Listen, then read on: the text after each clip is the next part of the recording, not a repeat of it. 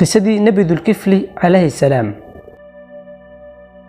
نبي ذو الكفل عليه السلام ومد كمده نبي الله صدري. نبي ذو الكفل عليه السلام waxa la soo diray qoom soo gaarsiiyo dacwada Alle una xukumo sida Allah uu rabo. ذو الكفل macnaheedu waxa noqonaysaa kafaala. Markuu Nabi Isa عليه السلام doonay inuu iska wareejiyo xilka, qofka ku wareejinayna uu noqonayo qofka soo bixi kara xilkaas. Maalin ayuu Nabi Isa عليه السلام isku yeeray qoomkiisii waxaanu ku dhahay yaa igala wareegaya xilka oo xilka qabanaya qofkan u dhiibayna waxaan ku xidhay saddex shuruud kuwaas oo kala ah inuu maalin kasta soomo habeen kastana uu taagnaado salaada iyo saddexaad ah inaanu caanoon kadib waxa istaagay Nabi Dulkifli calayhi salaam waxaan nahay ana ka kafaala qaadiyo xilkaas markii lagu wareejiyay xilka Nabi Dulkifli calayhi salaam ayuu shaydaankii doonay inuu ka xanaajiyo Nabi Dulkifli calayhi salaam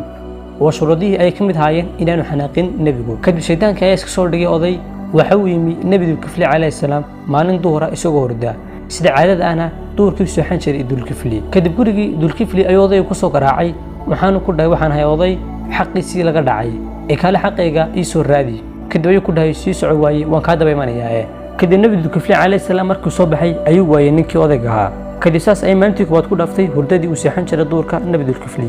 kadib maalintii labaad duurkeedii markuu seexan rabay Nabi Dulkifli calayhi salaam ayuu shaydaankii u yimi kaasoo iska dhigay odaygii waxaan ku dhahay waxaan hay oday kaasoo laga qaaday xaqiisii kala ay dood ka soo dhawaayay ay siisug kadib sidii leeg ayuu shidaankii la waayay oo waa u tagayba kadib maalintii labaad ay saas ku dhaftay hurdadii seexanayay kadib maalintii saddexaad ay Nabi Dulkifli calayhi salaam reerkiisu ku yiri haddii ay timaado ha igu soo deynina oo laba cisho ayaa Nabi Dulkifli calayhi salaam seexan oo hurday ay haysay kadib shidaankii ayaa guriga ku soo garaacay waxaan u dhahay Dulkifli ayaan doonayaa kadib waxa loo sheegay inaan rabin inay cinda loo soo daayo kadib shidaankii ayaa iska tagay kadib gurigii ayuu si dhumasho u soo galay Nabi Dulkifli calayhi salaam ayaa arkay markuu odaygu soo galay waxaan u dhahay soo daayay reerkiisa ayaa sheegay inaan iyaga soo deynin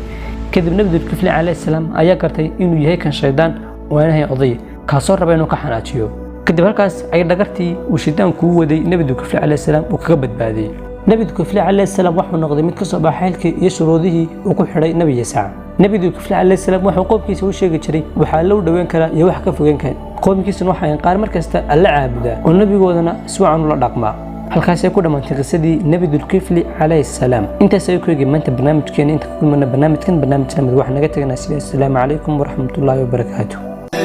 وحي من القصص التي دلت على الله الجليل قصص تجلت حبكة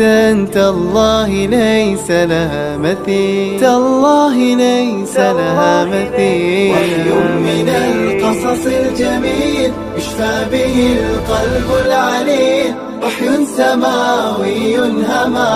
وانساب مثل السلسبيل